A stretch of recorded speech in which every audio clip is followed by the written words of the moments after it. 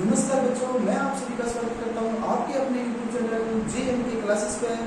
और जैसा कि थंबनेल में आपने देख लिया होगा, आज हम बात करने वाले हैं दो चरों वाले रैखिक समीकरण के बारे में कि दो जो चर पद हैं उनसे एक रैखिक समीकरण कैसे बनता है, उस चीज पे आज हम चर्चा करेंगे। ये अपना चैप्टर है 4 नंबर और क्लास है 9th। तो चलो शुरू करते हैं अपने बगैर समय गंवाए हुए कि दो चरों वाले रैखिक समीकरण एक्चुअल में होते क्या हैं, कैसे होते हैं उन पर देखो ध्यान से। आप अब एक चीज देखेंगे यहाँ पर कि यहाँ लिखा हुआ है दो चरों वाले रैखिक समीकरण। क्या लिखा हुआ है? दो चरों वाले रैखिक समीकरण। अब देखो पहले अपने बात करते हैं दो। आप समझते हैं दो क्या होता है? दो मतलब 1 और 2, ये हो गया अपना दो। अब बात करते हैं चरपद। चरपद कौन से होते हैं? तो आप सभी को पता होगा, अगर नहीं पता है तो मैं बता देता हूं कि चरपद होते हैं अपने A to Z कि A से शुरू करते हुए Z तक जो भी अपने डिजिट हैं A B C D E जैसे करते हुए Z तक जाएंगे, जो भी अपने चरपद ये हैं डिजिट, वो सारे क्या होते हैं? चरपद होते हैं। वो सारे क्या होते हैं? चरपद होते हैं। ठीक है जी। उसके बाद रेखिक और समीकरण। देखो रेखिक समीकरण इनको इसलिए बोलते हैं, आपने पढ़ा होगा, देखा होगा, ये अपनी क्या होती है? एक आप बोलेंगे जी हमारी संख्या रेखा होती है। क्या होती है? संख्या रेखा होती है, जिसके राइट साइड के जो अपने डिजिट होते हैं वो धनात्मक होते हैं और जो लेफ्ट साइड के जो डिजिट होते हैं ना वो ऋणात्मक होते हैं। क्या होते हैं? वो ऋणात्मक होते हैं। इन्हीं से ये मान लेकर समीकरण के रूप में इन चर पदों को निरूपित किया जाता है, या यूं कहें कि जो चर पद दिए होंगे उनके मान इसी संख्या रेखा से लिए जाते हैं, इसीलिए इनको बोलते हैं रेखिक। क्या बोलते हैं? रेखिक। कि ये रेखा से लिए हुए हैं। रेखा कौन सी? अपनी संख्या रेखा। कौन सी?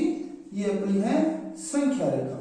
इससे ये मान लेकर समीकरणों को बनाया जाता है, इसीलिए इनको बोलते हैं रेखिक समीकरण कि दो चरों वाले रैखिक समीकरण। अब इस टॉपिक पर अगर आपने आगे बढ़े तो पहला क्वेश्चन अपने पास उभर कर, पहला उदाहरण एग्जाम्पल कह सकते हो आप इसको, वो कौन सा आता है? वो पहला उदाहरण और एग्जाम्पल अपने पास आता है कि जो दिए गए समीकरण है, आपको जो दिए गए रैखिक समीकरण है, इनको आपको बदलना है। किस रूप में बदलना है? इनको आपको बदलना है ax plus by plus c बराबर 0 के रूप में बदलना है। कहां बदलना है? ax plus by plus c के रूप में बदलना है। और इस रूप में बदलते हुए क्या करना है? यहां से a b और c के मान लिखने हैं। यहां से a b और c के मान है जो अपने को बताना है। ओके, यहां से a b c के मान अपने को बताने हैं। तो अपने देखेंगे आप एक चीज कि जो अपना ये a है, ये तो है, b है, ये b है और c है, ये भी है। ठीक है, ये a b c क्या है? पहले ये देख लो a b c।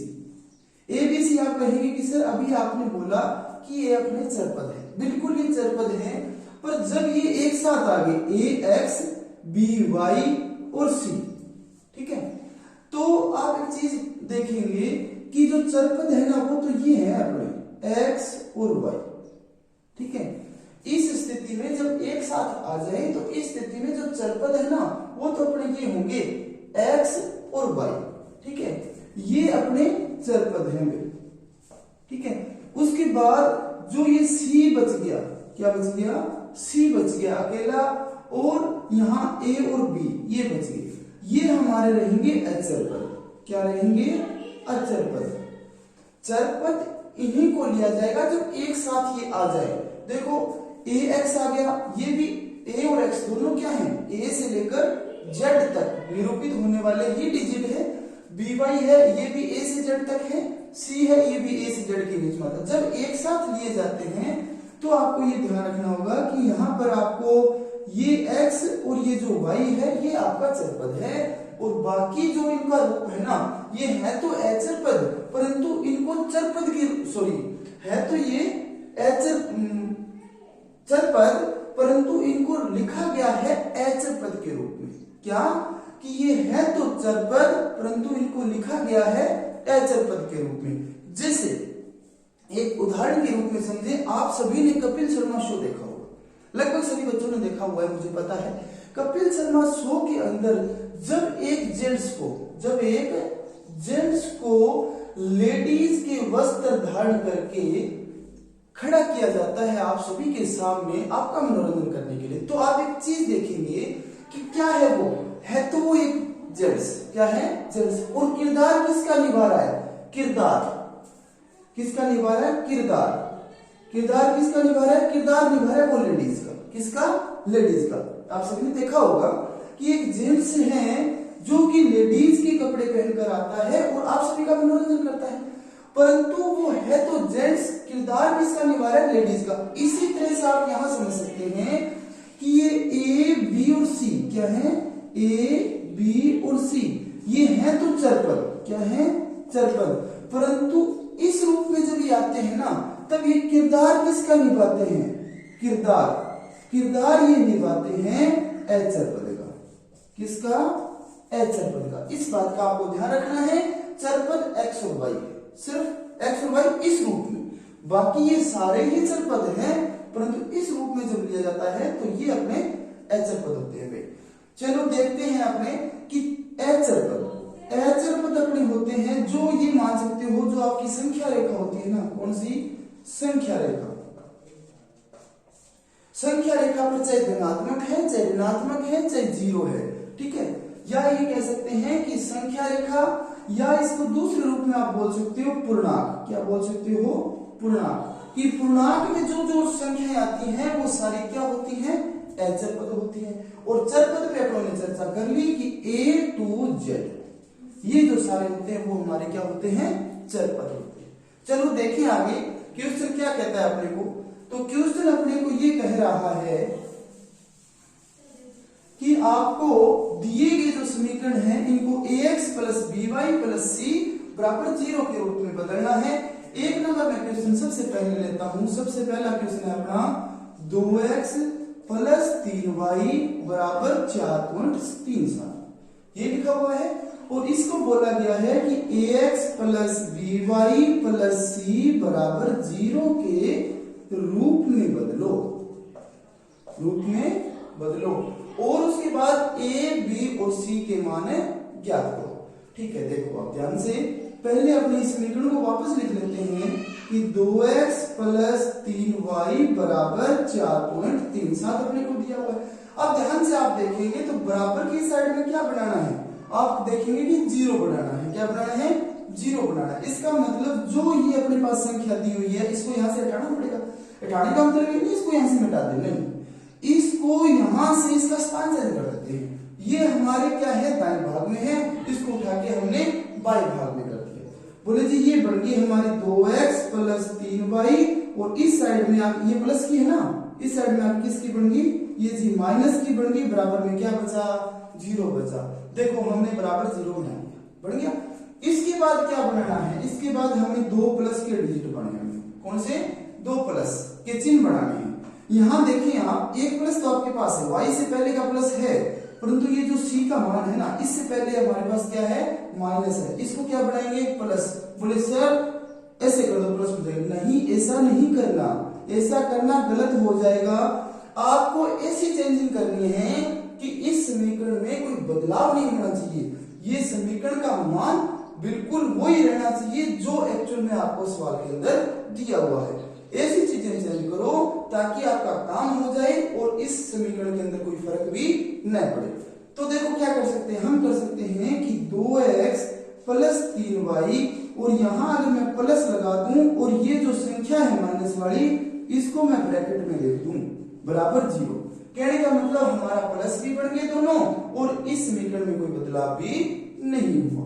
देखो 2 प्लस बन गए, बिल्कुल बन गई ये हमारी। उसके बाद बराबर 0 बढ़ गया, हाँ जी हमारा बराबर भी 0 बढ़ गया ना, बराबर 0। अब देखो, अब क्या कर सकते हैं, जब हमारे दोनों प्लस बन गए और बराबर का 0 बन गया, तो हम क्या बताना है, इसके a b और c के मान बताने हैं। तो लिख सकते हैं इसीलिए a का मान और b का मान और हमारा सी का मान। अब देखो एबीसी का मान क्या होते हैं वो देख लो।